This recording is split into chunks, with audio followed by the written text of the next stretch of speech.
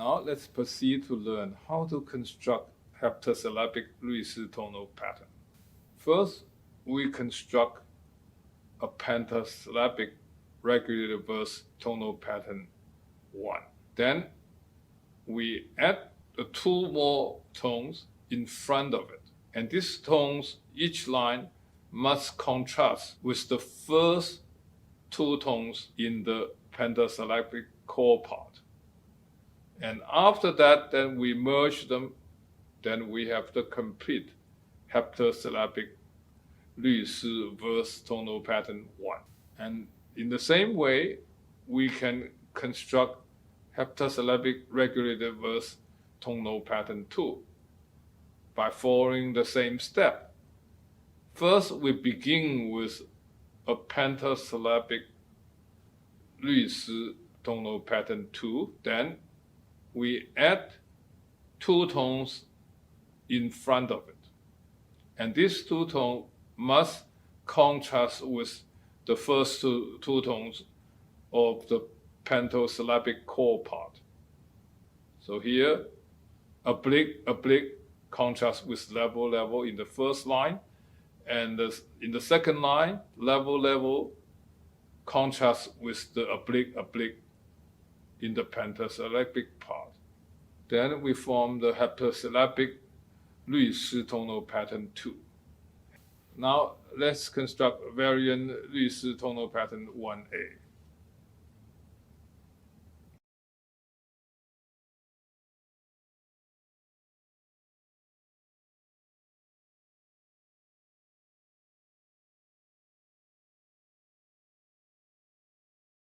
Just replace the first line with a line that ends with a level tone. So here we have tonal pattern 1A. Now, how to construct tonal pattern 2A?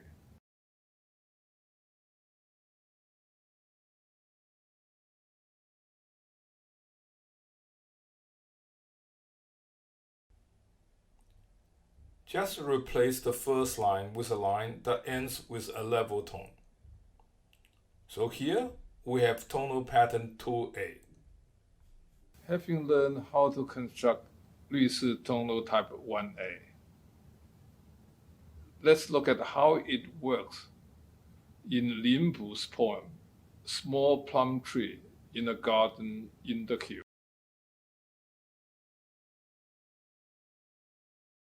Here I put a vertical line and horizontal line over the tonal table. With these 2 lines, I mean to guide you to ignore the first 2 characters as well as the first line. Actually, if you're looking at a printed page, you may use a piece of paper to cover the first 2 characters. And you can do the same with the first line. The first line is a variant line, and it can distract you to assume a wrong tonal pattern.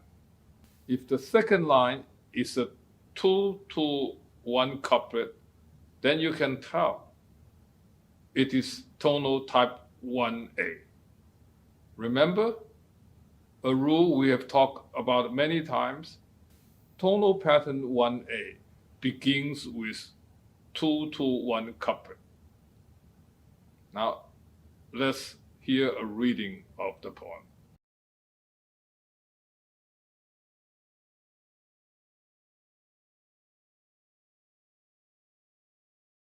众芳摇落读宣言。 So here we take note of 2 variations. 占尽风情向小园， Perfect match here. 疏影横斜水清浅， 暗香浮动月黄昏。 Here, a variation in the first and the third characters, positions. 双琴欲下先偷眼， A perfect match here. Again, pronounced as yuk, the third character. 粉蝶如织，何断魂。 Perfect match. The second character, when read in Mandarin or Cantonese, is a oblique tone character. So it fits the pattern well. The third character is also an oblique tone character because it is pronounced as hop, an entering tone. 性有微吟，可向霞。 A variation in the fifth character. And the last character is an oblique tone character. It's an entering tone. In Middle Chinese or Cantonese, it's pronounced as hop. 不须弹板，共金樽。 Then the first character is a variation, and the third character. So this poem contains a relatively larger number of variation than other poems we have read. They mostly occur in the first character, the third character, and the fifth character.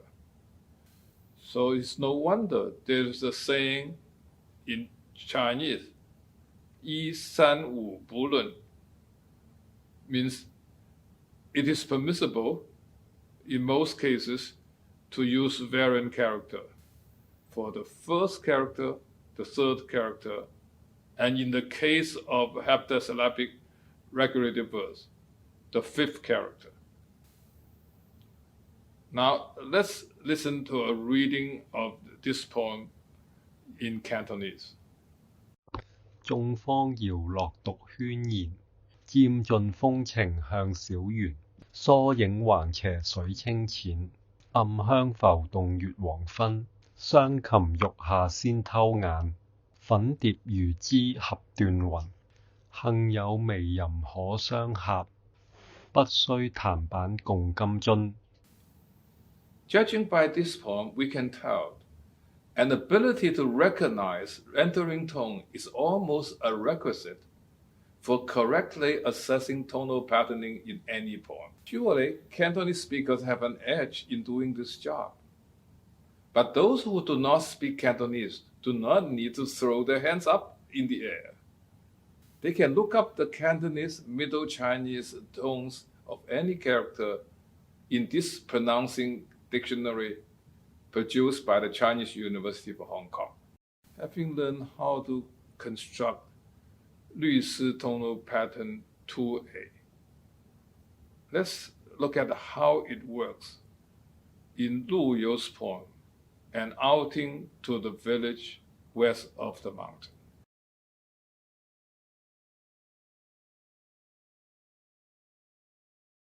莫笑农家腊酒浑。 Perfect match the first line, and the character la is pronounced as lap in Middle Chinese and Cantonese. 丰年留客足鸡豚。 So looking at the coloring of this line, you can tell the third character is a variant tone. 山重水复疑无路。 So the third line is a perfect match. 柳暗花明又一村。 Then another line of perfect match. 箫鼓追随春社近。 Let's look at here. Is there any variation? Yes, the first character uses a variant tone. 衣冠简朴古风存。 So a perfect match. The fourth character, pu, and actually is a oblique tone character during the Tang. An entering tone pronounced as po. 从今若许闲乘月。 A perfect match.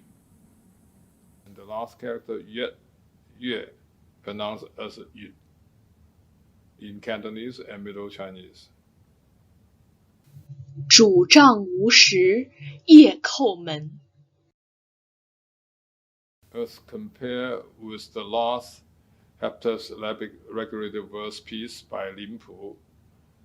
And this piece by Lu You definitely contains a much smaller number of variations, and in fact, only 2. This is the end of episode 38.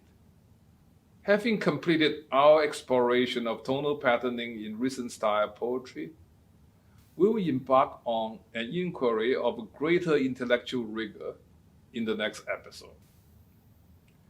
We will explore the relationship between regulated poetry and broader worldviews through a comparative analysis of Shakespeare's Sonnet 18 and Du Fu's Spring Scene. Let us meet on YouTube and Bilibili next week.